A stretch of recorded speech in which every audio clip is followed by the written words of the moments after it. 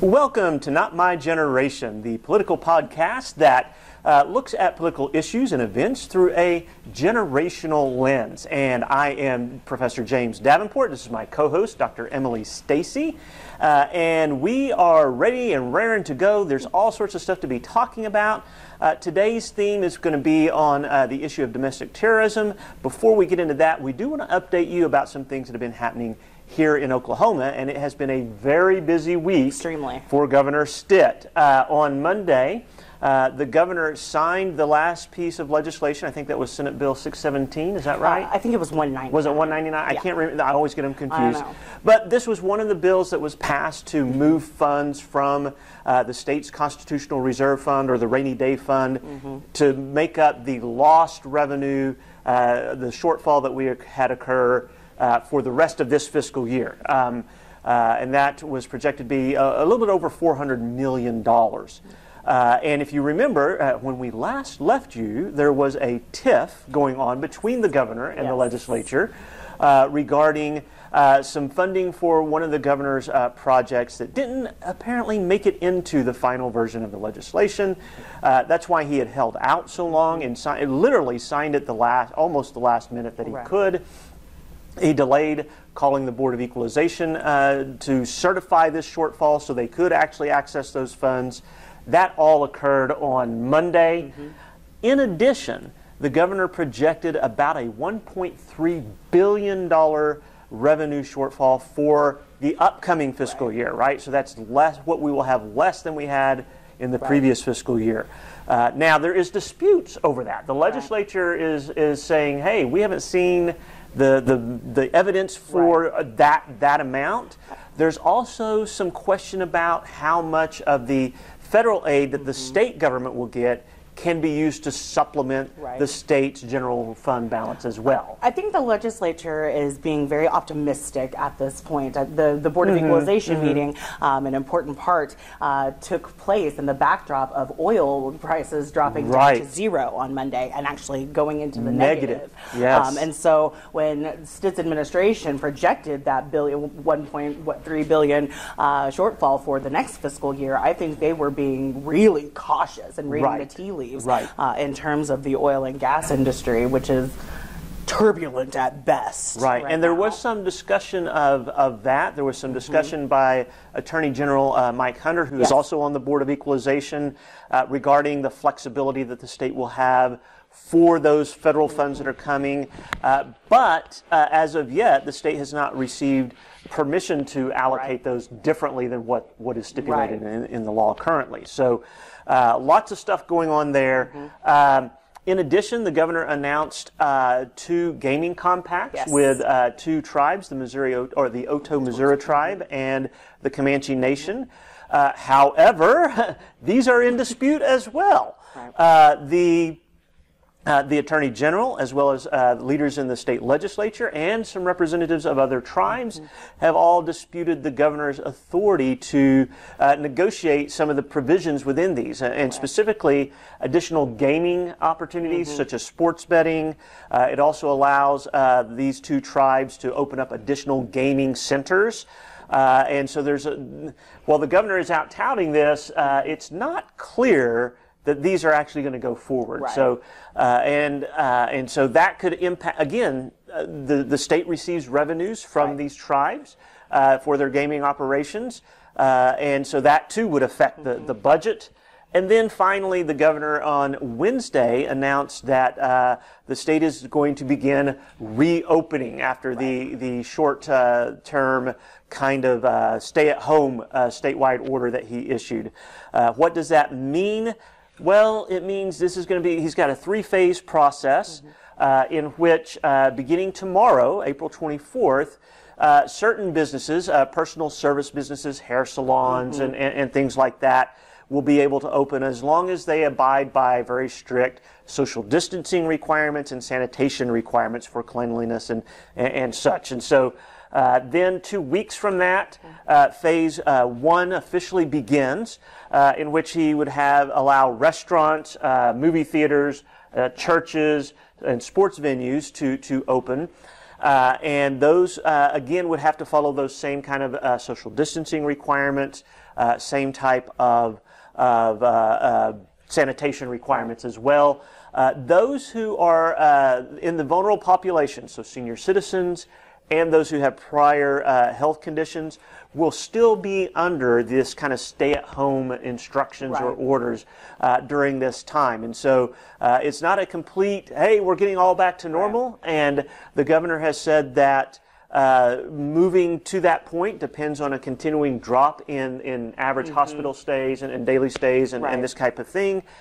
Phase 2 would be 2 weeks later, in which additional businesses would be allowed to operate along those same lines, but again, depending on the data and whether that.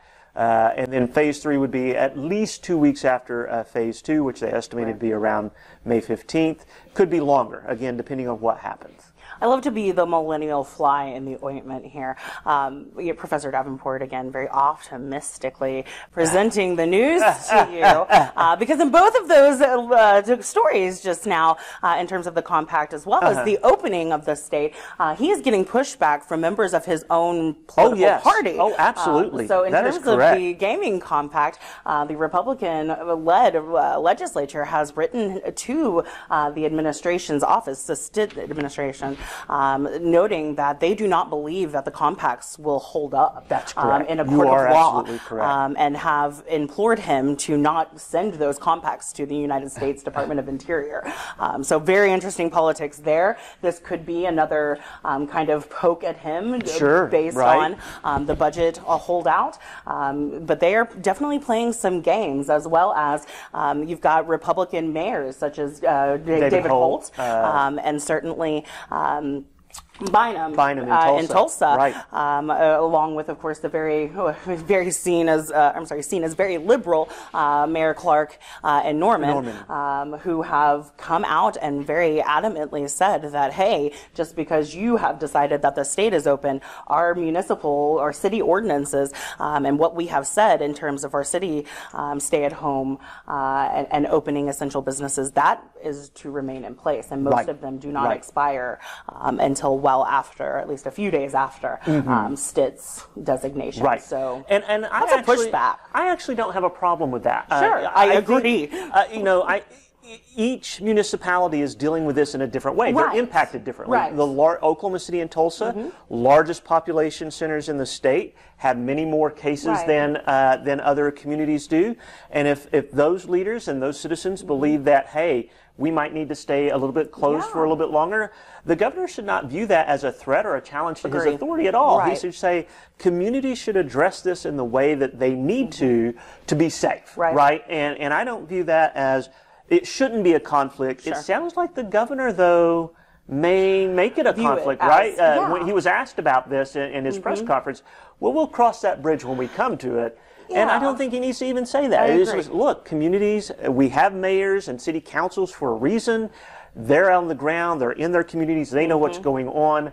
If they need to be more cautious, we shouldn't try to force them not to be. And viewer, this goes back to Professor Davenport's argument when we first talked about this, local control. It's healthy, it's better, and it may, necessitate an economy continuing when it didn't need to be shut down in the first place, etc. I wonder if, and just kind of impromptu question here, if Stitt's fight with the local governors, with the local mayors, does not in some ways mirror the national fight that President Trump is having with some governors around the country. And again, it's the same principle applies, Each state is impacted differently.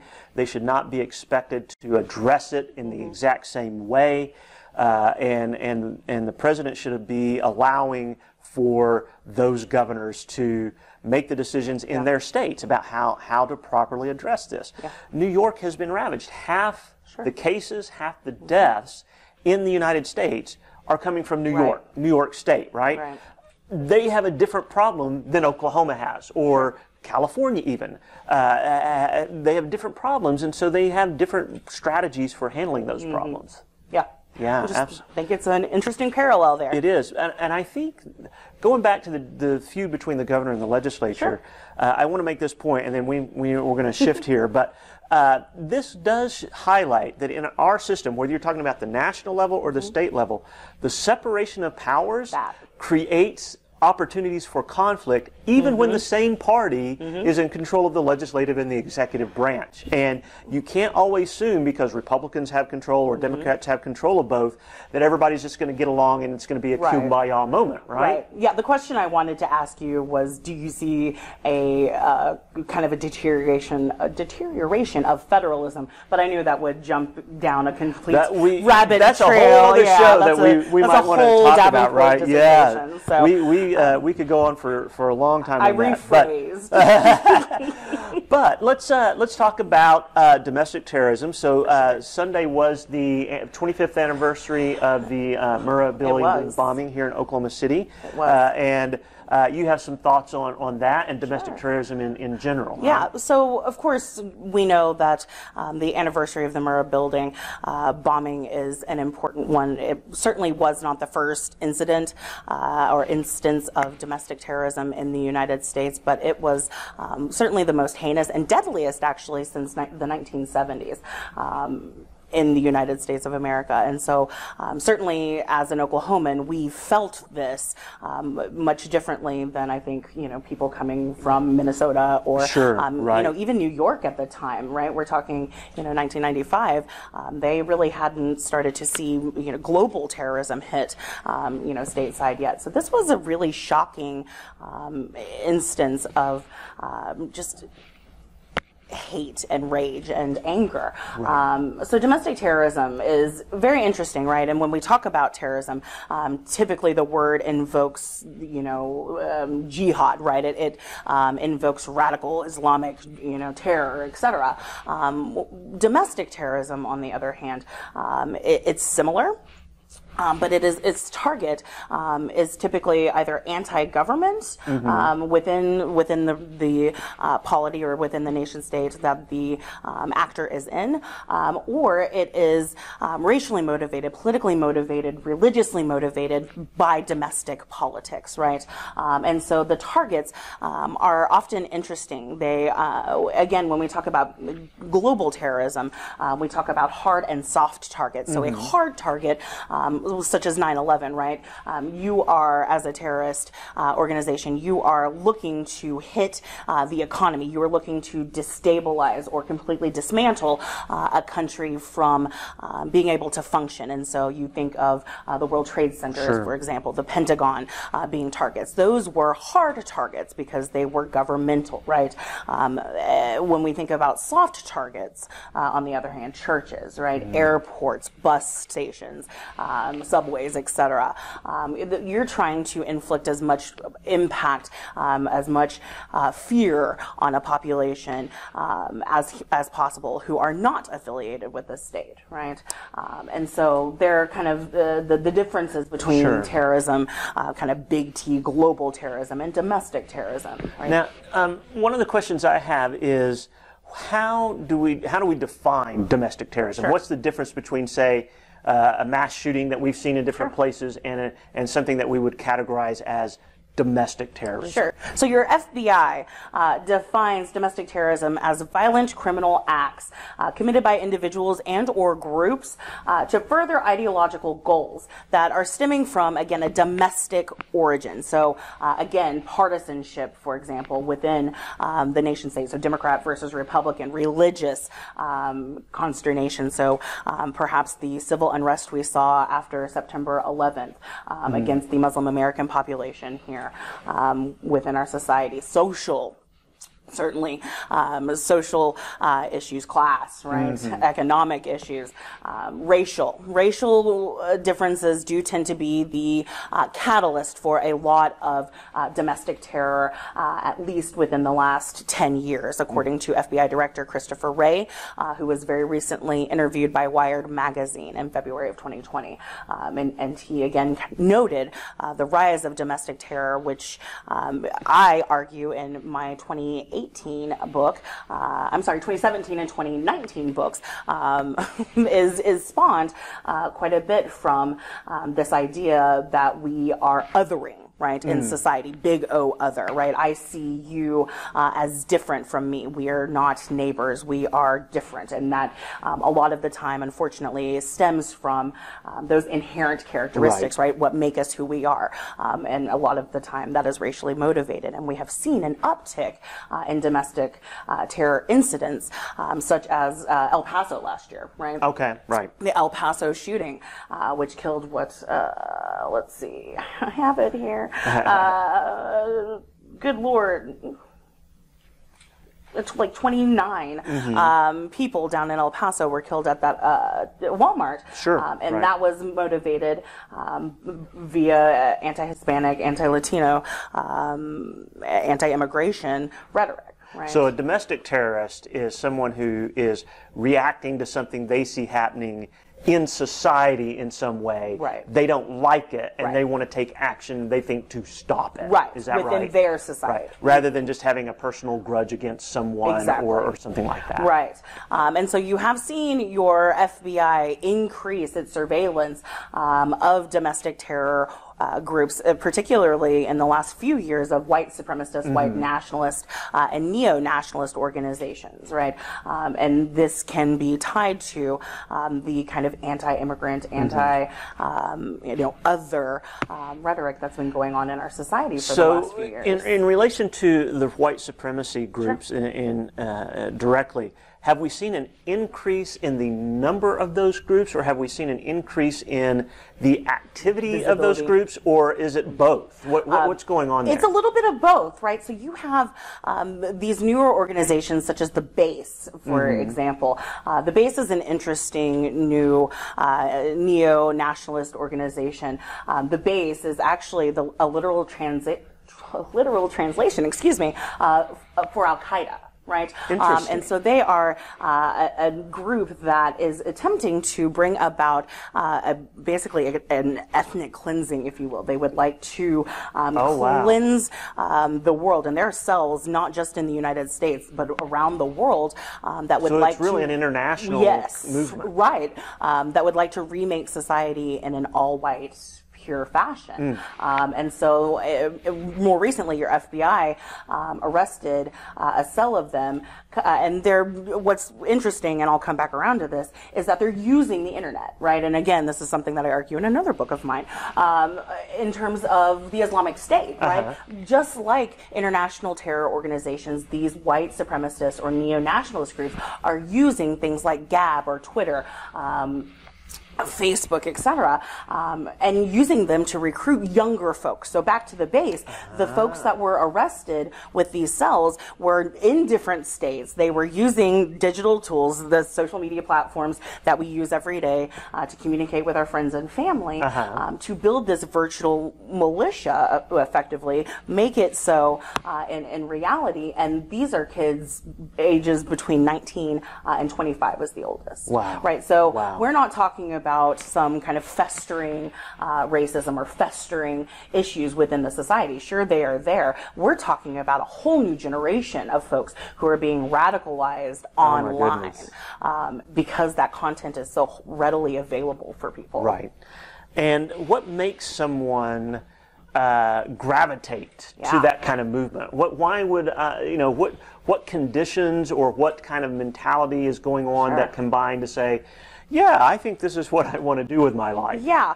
So it's interesting. I did a little bit of writing a case study on Dylan Roof, right? He was the shooter at the AME church in South Carolina back in 2015. That was racially motivated, right? That church is predominantly an African-American church. And looking back at his story, he himself understood that he had been radicalized online. He had some issues with some folks within his own community, I would assume black folks or minority folks, that prompted him one day to Google, why do black people act like this? Or, just kind of Google racial differences, and the search that was produced led him to Stormfront, which is a prominent white supremacist website used for rhetoric. It looks very analog internet. If you visit the website, it is extremely early 90s chat room looking, but it's effective, and it is very popular. And so this young man in South Carolina found all of this literature that he then identified with. He was already a fan of kind of collecting militia, firearms, things like that, and he kind of married that with this kind of racial. He wrote, read The Last Rhodesian, which is a kind of a racist manifesto, and was just off.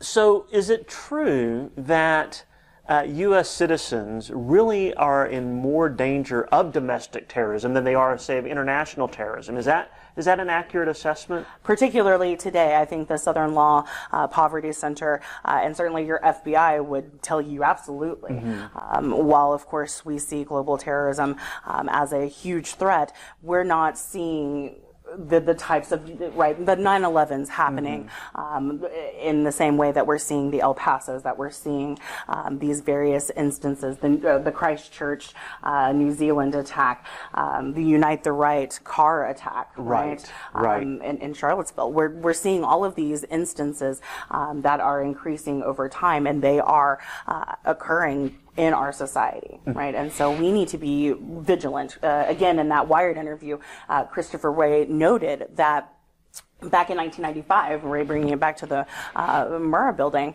the FBI was arresting folks for terrorism, both domestic and international or global terrorism, to the tune of 14 or 15 people per year. Oh, wow. Right? These days, we're doing 200 arrests per year. 100, he said, roughly for domestic terrorism, and roughly 100 for global. And so this is an uptick that we really need to get a handle on. And legally, there's no law against domestic terrorism, which is kind of shocking. I was a little shocked when I did this research. So there's no, at the federal level or at the state levels either? So they would just be covered under like other types of crimes? Exactly. Okay. Right. So the Patriot Act did expand the definition of terrorism to include domestic terrorism, but like Ted Bundy, Timothy McVeigh were not charged as domestic terrorists. Neither was Dylan Roof more recently. And so this is something that was kind of shocking to the senses in terms of, again, we're seeing the politics of domestic terrorism, the rhetoric every day, online particularly, but within our civil society. And there's no ramifications. So that leads to, I guess, the important question is, what can be done to reduce this trend that we've seen? What can be done to disperse or dispel or to root out these types of groups? So that's another interesting caveat. So because there's really no data sharing agreement, right? That is hard and fast between the FBI and the state and local governments. And so there's not a whole lot of information flowing between the two that allows the states to be better prepared for these instances. So the states, for example, cannot access the database that the FBI keeps on potentially radicalized individuals so that they could be tracking these folks as well. That would be useful information, one would think, right? One would think, right? And so it does become a situation where legislatively we have to find some sort of compromise, number one, to allow the states to be monitoring these folks and allow them to be more vigilant and not simply rely on the federal government, something that I believe my libertarian friend would agree with. Number two, education, right? It all comes down to education, right? If we continue to allow just unfettered, mis and disinformation, fake news, hatred and prejudices.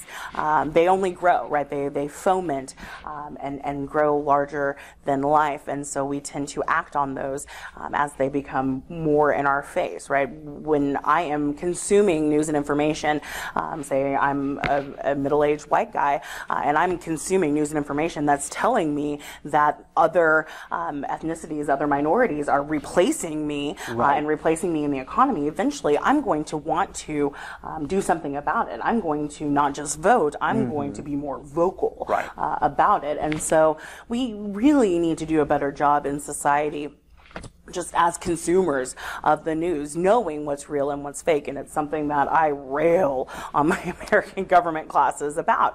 You cannot be clickbait. It is not enough to just want to look at Hillary Clinton's body count on Facebook, right? You need to Snopes it. You really do need to do your due diligence. Unfortunately, but really fortunately, you live in a democracy, and the burden of that is on you. It's on you. That's right. To be a well-informed citizen. That's one of the things I constantly tell my students is that the internet has now really placed the burden of dispersing or deciding between inaccurate, misleading information and accurate information on the consumer, right?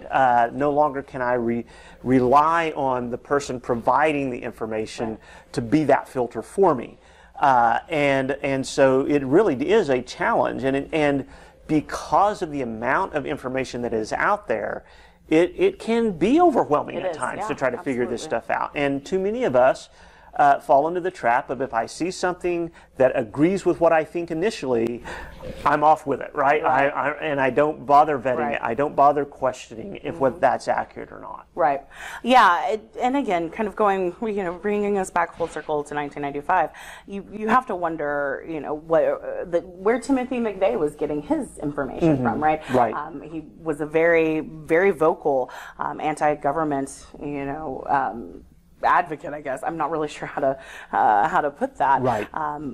But again, his thought processes would have been interesting to have been laid out on a place like 4chan or 8chan, because we're seeing all of these manifestos with these mass shootings to live streamed, or you're seeing them being put up online, and unfortunately we really don't have much insight into, or at least the inner workings like we do now with social media, into what exactly were Timothy McVeigh's intentions. It's interesting. I wonder how much the language that we use sometimes in talking about certain things leads to people moving in that direction, right? So we've mentioned an anti-government bias a couple of times emerging in many of these individuals engaged in domestic terrorism. And while you want to make sure that there's a difference between anti-government and, say, limited government advocates and things like that, it's not hard to see how different types of language in discussing the government and the government's evil and government people are not, government bureaucrats aren't really people, and can over time move someone to view the government as an entity that is hostile to them and they need to take action against in a violent way, and not view the real people in these government buildings and jobs and such as actual people, but just things that are in their way, Again, it otherizes those individuals. Absolutely. I could not say that any better myself. I do have just one more kind of last final thought on the Murrah building. Again, it was 25 years ago. I was in 4th grade. So as an Oklahoma millennial, we lived through domestic terrorism before we lived through global terrorism, I remember in 4th grade being ushered outside right after the bomb must have happened, because they weren't sure what other buildings could have been targets, etc. Of course, I'm in Jackson Elementary, in Norman, Oklahoma, but they're ushering all of the kids out, to the field, to the track. It's something that just sticks with you, right? I mean, why would you remember something from 4th grade? And I still remember, moving forward in time, being a sophomore in high school, the morning morning that the towers went down in Right. 2001. I actually was going to my AP government class, which could not have been a more perfect class to be going to. And we listened to the second tower fall in that class. Oh, wow. On the radio, right? And so for millennials, I think it is, I mean, those two instances particularly, again, for Oklahoma millennials, it was formational, right? Yeah, absolutely, Yeah. right. My grandmother worked very, very close to the Murrah building downtown whenever it happened, and you know, as a fourth grader, you don't know proximity, you don't know Right. these things, but you know, going downtown now and kind of seeing her building and how close it was, it's shocking, right? It's shocking to the senses, and so it definitely shaped, you know, the politics and certainly the things that I researched, such as, you know, terrorism, Right. why people For- do things. For those, you know, Generation X, our experience was kind of the Cold War, right? Sure, And that environment going on, and then the end of the Cold War. But yes, for millennials and the generations after them, domestic terrorism has been much more of an issue that they have had to deal with in regards to these types of conflicts than previous generations have really had to deal with. Yeah. So. Well, I think that wraps up today's edition. We're sure glad you are here with us, and I look forward to visiting with you again next week. And have a great week.